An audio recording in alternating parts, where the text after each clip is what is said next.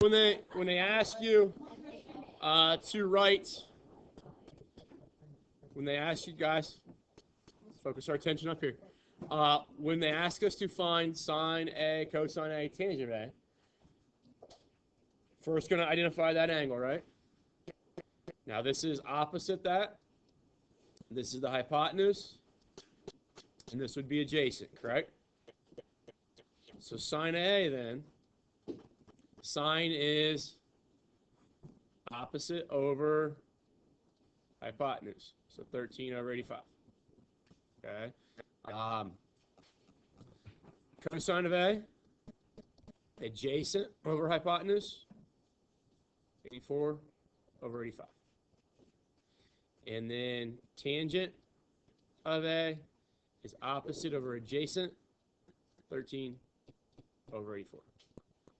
That's all they're looking for there. Okay, so when they ask you questions like that, when they predefine all the side lengths, they just want you to tell us what those ratios are. Okay, remember, sine of A is the name that we give the ratio of the opposite side divided by the hypotenuse. Okay, so 13/85 is the sine of A. Is that doable? Okay. Okay, so here it says find the measure of side A. So now we're using that concept to do this problem. So if I look at A, okay, that's my 32 degrees, right? Lowercase a would be the opposite, and C would be the hypotenuse, right? So with SOHCAHTOA, which one of these uses the opposite and the hypotenuse? Sine, right? So we're going to say sine of this angle right here, which is 32, is equal to the opposite side divided by the hypotenuse. Now what do? Multiply both sides by 19. Okay. We will then type that in.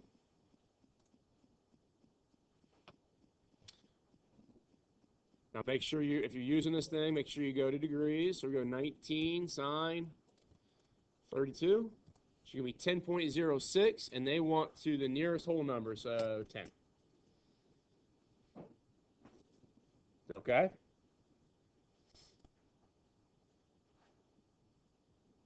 Okay, so this one,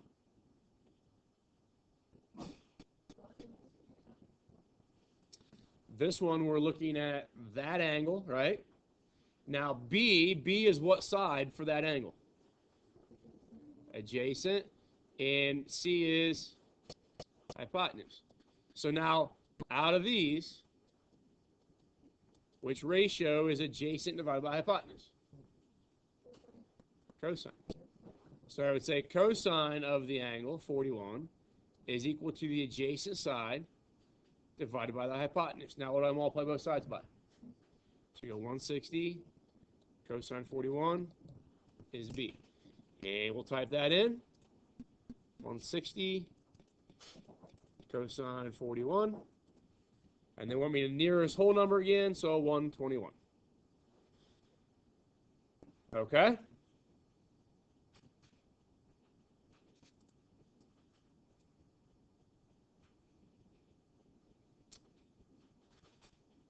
Which ratio is this one going to be?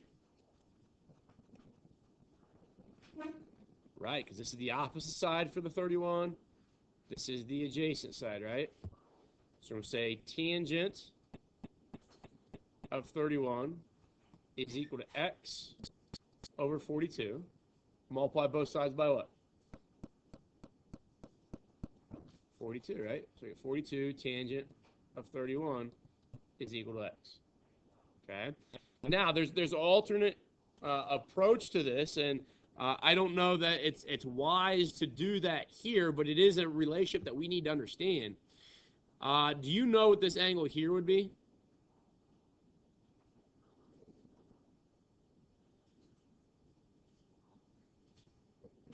$59. Okay. Could I say the tangent of 59. Now, what's opposite 59? 42. What's adjacent to 59? X. Can I multiply both sides by x and get this?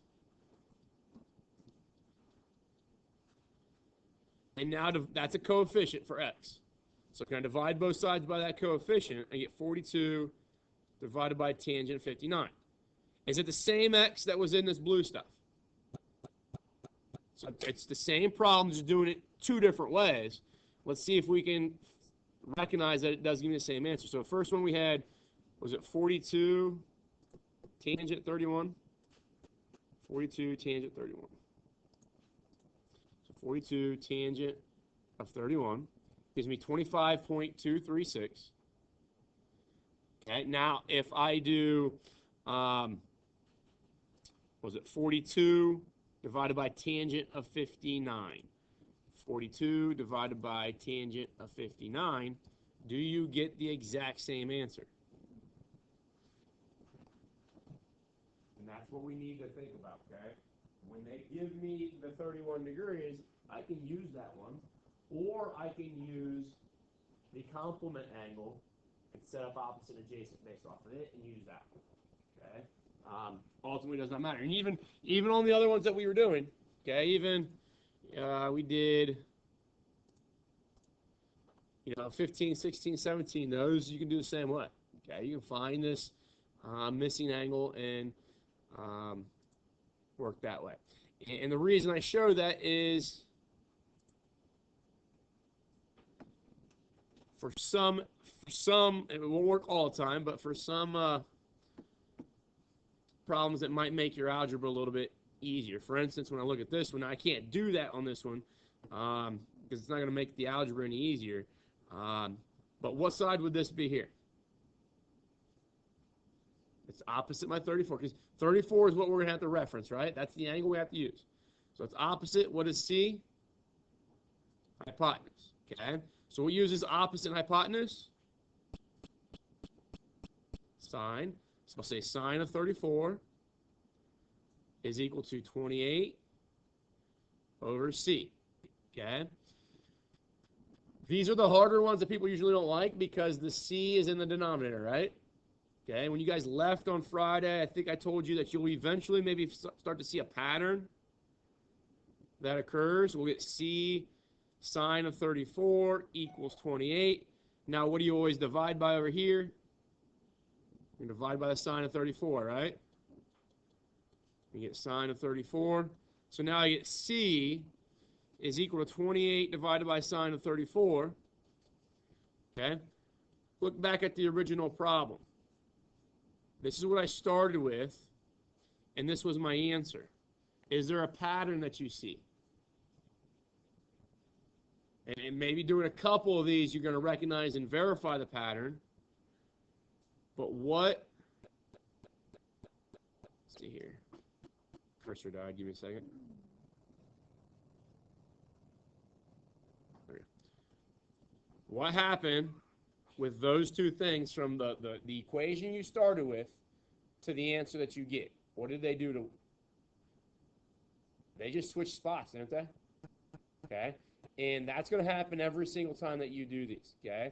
Because every single time you're going to multiply by that C, or by that denominator, it's going to put it over here, okay? And then now you have sine of 34 as being your coefficient for that C, so you need to divide by that coefficient, and it's going to move it over here to the denominator, okay? So that is going to be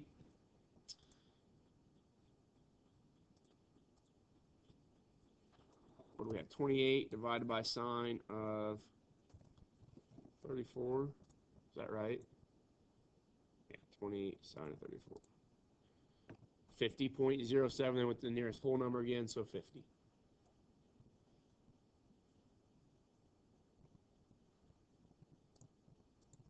Are seeing more examples making a little bit more sense of this?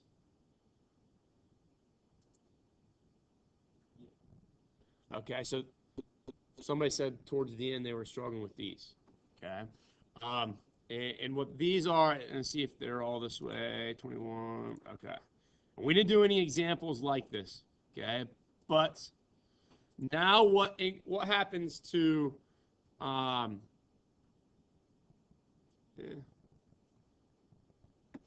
this we're going to introduce some new notes here, really. When I set this up, x is my angle, right? Okay, so sine of x is what I'm looking for, is equal to opposite over hypotenuse, 6 over 13. Okay? Well, 6 over 13 is a ratio. Okay? So it'll change to a decimal right as a decimal. But every single decimal between -1 and +1 should have an angle that gets attached to it. Okay? So let's, for instance, let's just see what 6 divided by 13 is.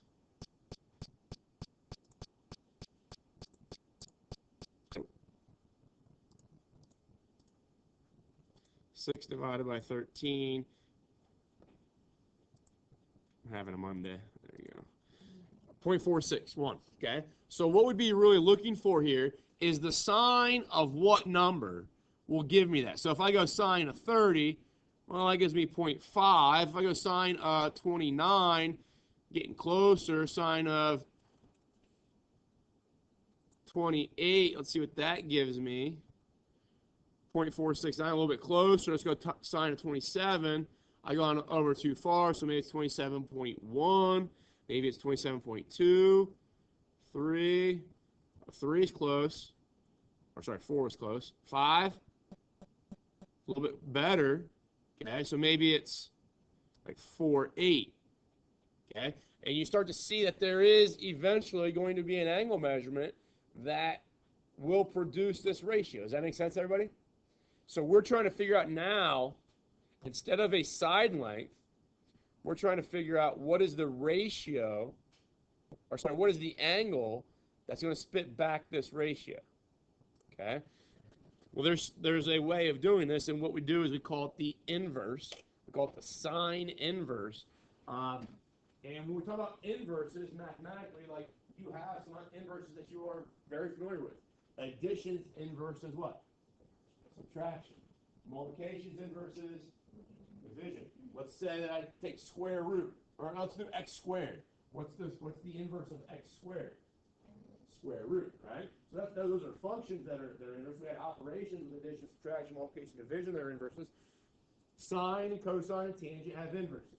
Okay, we call them sine inverse, cosine inverse, and tangent inverse. Okay, now this is probably something you want to write down in your notes.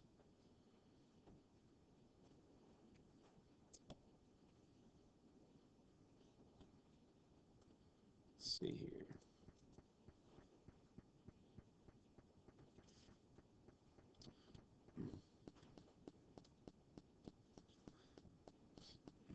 All right, I'm going to write it out in words. So sine inverse. Okay. The notation for sine inverse is going to be sine, and then it's a superscript of a -1. It is not an exponent. Okay. It's just a superscript to say that it's the inverse. Okay. In algebra, when you have a function, we call f of x. You guys ever see that in Algebra 1? Okay. Its inverse is written that way. Okay. So that -1 tells us that it's essentially an inverse. So the function that we're dealing with over here is sine. Its inverse is sine with a superscript of -1. Okay. I don't want to say raised to -1 or exponent of -1. It's a superscript. Okay. Just a notation thing. It's a labeling thing. Does that make sense to everybody? Okay. There is another notation that you may see, and this would probably, the place that you would see this probably most often would be on the end of course exam. Okay, they might write the word arc sine. Okay, and that just means sine inverse as well. Okay, but what it does, like for instance, if I put like a 5 underneath the square root, I can square that to bring that 5 out, right? Okay. Well, when we have the sine inverse, it's going to bring essentially our angle out. So for instance, right now we have the equation sine of x is equal to 6 over 13. Okay? What you're going to do is you're going to take the left-hand side and you take the inverse of it. Okay? And now doing that, I'm just going to try to draw a comparison to what you know with other algebra. If I had square root of x equals 3, wouldn't you square this side? You would apply the inverse to this side, and then don't you apply the inverse to that side? Okay, so I'd give you x is equal to what, 9? Okay, so I do the same thing here. If I apply the inverse to this side, I then need to apply it to this side, so I say sine inverse of 6/13. Okay, now what happens is that the sine inverse and the sine, they undo each other, essentially cancel each other out, and it just leaves you with x. And on the right-hand side, you're left with sine inverse of 6/13. Then we've got to grab our calculator and type this into our calculator. So, go to Desmos, show you where this shows up or where you can find it. You got to bring up your keypad. You go to functions. See where it says inverses? First one, sine inverse. And then you should type in your fraction, 6/13. It gives me that angle measurement. Okay? Is that all right with everybody? And what does that mean to us? That means that when I have that angle measurement, okay, 27.48642, whatever, that is the same, or sorry, every triangle that has that angle in it is going to have a ratio of 6/13 for its opposite side and hypotenuse. Because we said sine was opposite divided by hypotenuse. So what if I just type in 6 divided by 13? Gives me that decimal there, right? Well, the sine of this angle should give me the exact same number. And now you see there's a little bit of rounding, so that 9 and the 8 at the end are different. But that's the logic. That's the idea that we're doing here. Does that make sense? Okay. So when you are looking, it might be a good idea to write this down, just some general,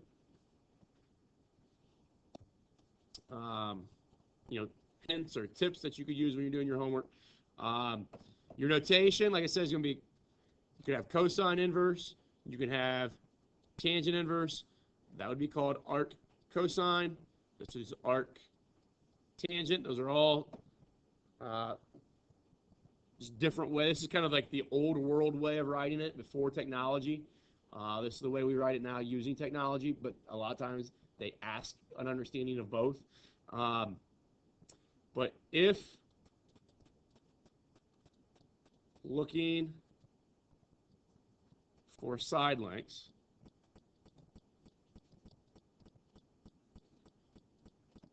you use sine, cosine, tangent. If looking for angles,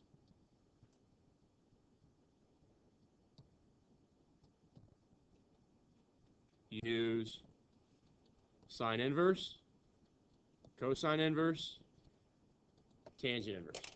Okay? The number one thing that people get confused with throughout this entire section is when is it appropriate to use the sine and cosine? When is it appropriate to use the sine inverse, cosine inverse? Okay. But you still have to know SOHCAHTOA to use either one. Okay, SOHCAHTOA is going to tell you which ratio to type in for sine inverse, cosine inverse, tangent inverse.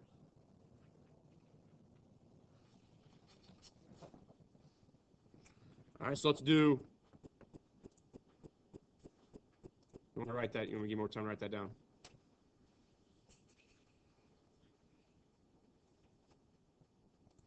Let's finish these questions off. Let's say, all right, so now I'm looking at x.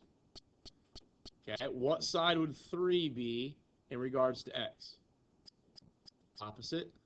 And what side would 2 be? Adjacent. So which ratio uses opposite and adjacent? Tangent, right?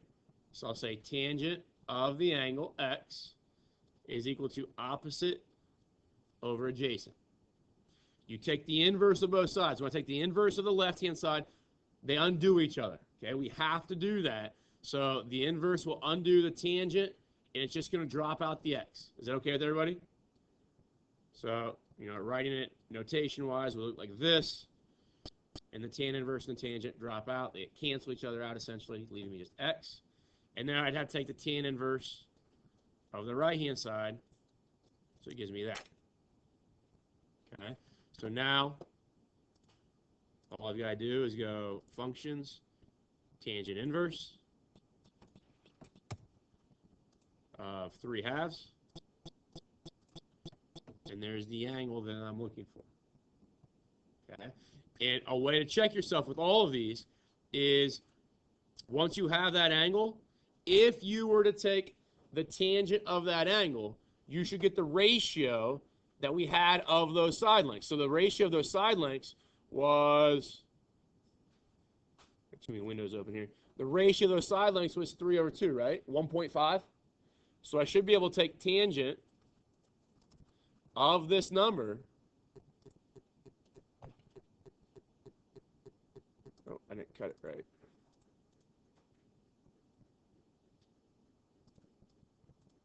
There we go. Should be able to take the tangent of that number, and you see that I get 1.5, right? That's 3/2. Okay. So there's kind of a built-in check there that you can use to make sure that you're doing things correctly.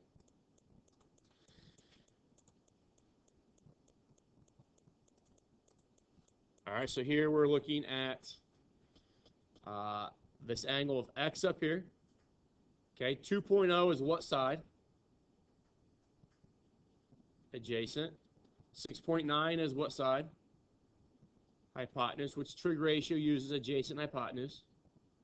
Cosine. So I'd say cosine of x is equal to 2.0 divided by 6.9. Take the inverse of both sides. So inverse of cosine is cosine inverse. Gives me just x here. Take the inverse of this side. So I'm going to type in cosine inverse of 2.0 divided by 6.9.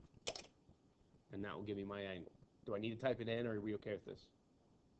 Just type it in just like that using that cosine inverse button. This is, guys, this reason here, and hitting these buttons is the reason why I want you to use Desmos. Because the varying calculators that you have, okay, there might be 15 of us in here, and there might be 4 or 5 different calculators, okay? Well, that means there's probably 4 or 5 different ways that you have to type it in using your calculator, okay? Yeah. Yes. Yes. So on Friday, if you guys want to use Desmos, perfectly fine. And I'll let you do that through the remainder of the year. Okay? Let's see here.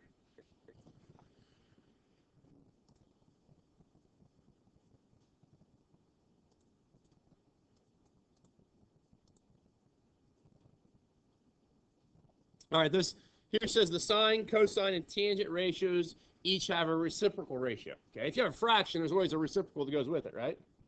Okay. This is the reciprocal ratios are cosecant, secant, and cotangent. It says use ABC or triangle ABC in the definition below to write the ratio of secant of A. Okay. And there's a couple different ways this can be written, guys. We write a lot of times that like they have here, cosecant is equal to 1 over sine. Whenever you write 1 over a fraction, because this is a fraction, right? Okay. Whenever you write 1 over a fraction, you get the reciprocal of that fraction. Okay. Think about this. If I have 2/3, okay, let's write 1 over 2/3. Well, a fraction divided by a fraction, so 1 looks like that as a fraction. How do I divide a fraction by a fraction? Multiply by the bottom's reciprocal, right? Does that give me 3/2? So you see that 1 over a fraction, 1 over 2/3, gets you to 3/2, which is its reciprocal. It's 2/3 reciprocal. So that's what they're saying here. You've got a fraction sine of x. put 1 over that fraction, and you get the reciprocal, which is called secant. Okay. Now, that's all great and awesome, all that kind of stuff, but I think it might be useful for you guys to know that, if I have sine of x is equal, let's just say a over b, then cosecant of x is going to be b over a. Does that make sense? If I have cosine of x is equal to, let's just do it this way. It says, let's go sine of x is opposite over hypotenuse, isn't it? So cosecant of x is going to be hypotenuse over opposite. Cosine of x is adjacent divided by hypotenuse. So the secant of x is hypotenuse over adjacent. Tangent of x is opposite over adjacent. So cotangent is equal to adjacent over opposite. Okay. One thing that is problematic for some people is remembering which ones go with which.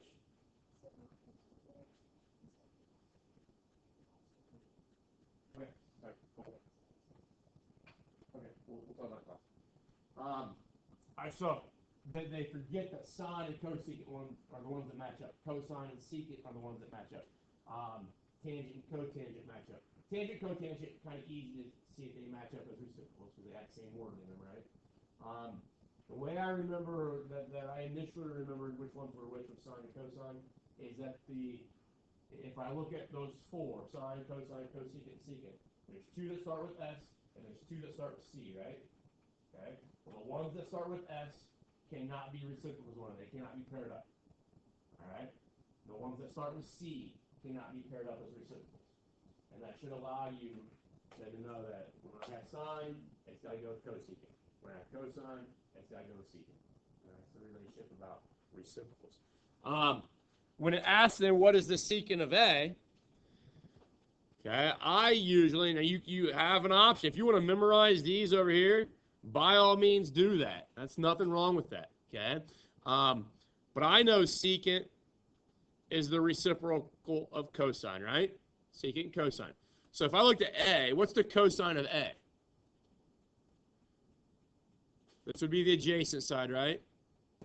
This would be the hypotenuse. So cosine of A would be 9 over 15, wouldn't it? Which that's going to reduce. What's that reduce to? Right? 3/5? Okay. So then if I want secant of A, well, secant of A is the reciprocal of cosine.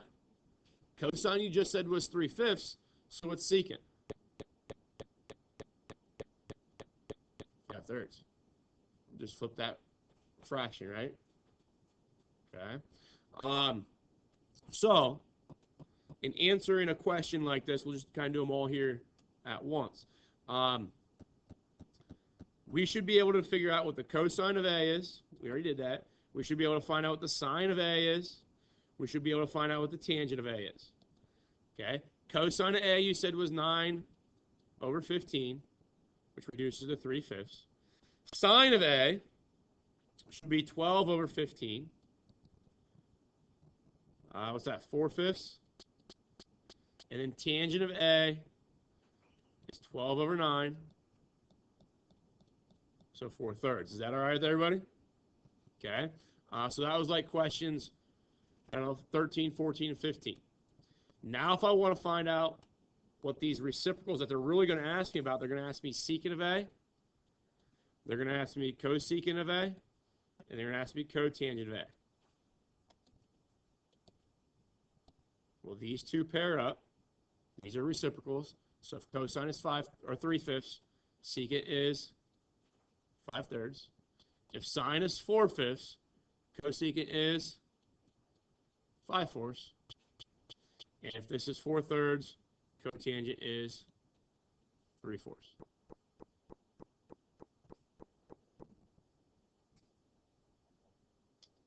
Okay. And you can use those. Now, we don't very often, but you could use secant, cosecant, and cotangent to find missing side lengths and missing angle measurements as well. Okay. They, in addition, have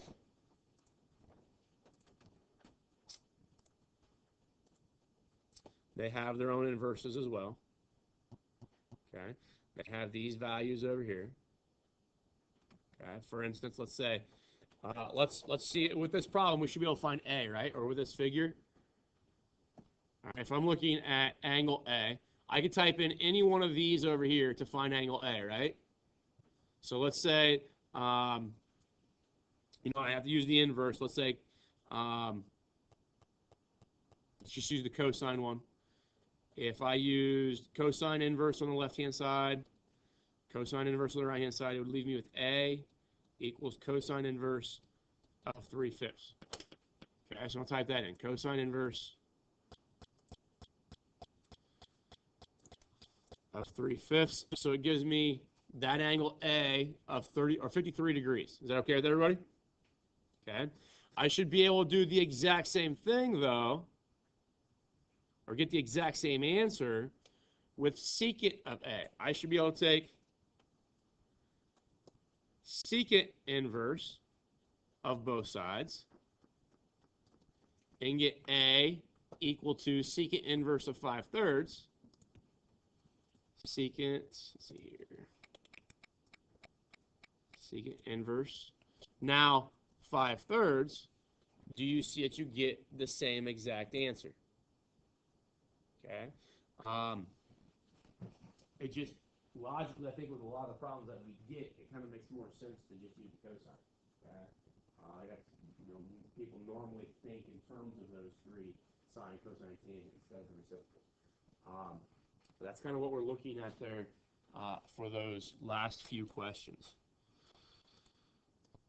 The end of course exam may very well ask you something about those reciprocal identity, or I call them, we'll talk about them in trigonometry as identities, those reciprocal ratios. Okay. Does that help a little bit? Okay, good. Let's see here.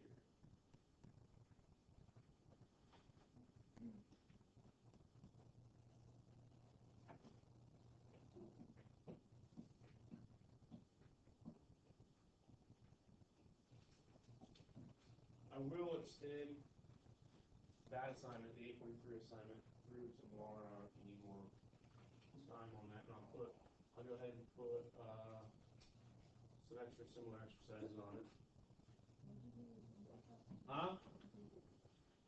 Sliced it open pretty bad yesterday with a clamp on the hose.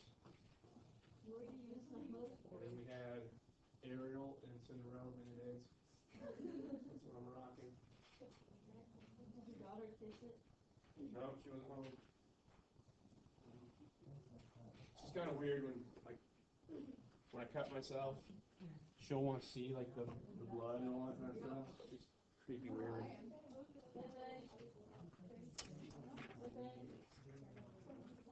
All right, I want you, let's kind of cut down a little bit of this. So I want you guys to do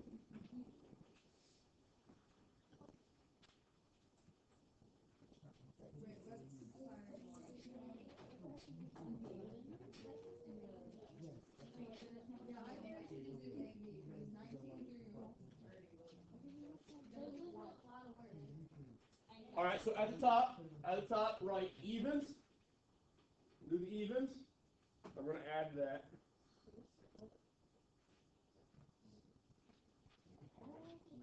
I want you to do 27 and 29 as well.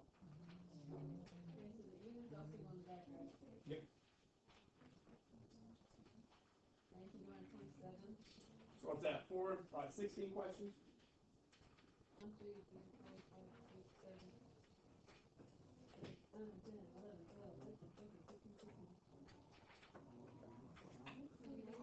And we will go over that tomorrow. It's going to incorporate, it uses in the first 6 up there in part A. It's asking you to find side lengths. 7 through 12 is asking you to do a little bit of both. Actually, no, it's not. That's using front angle measurements instead of the bow.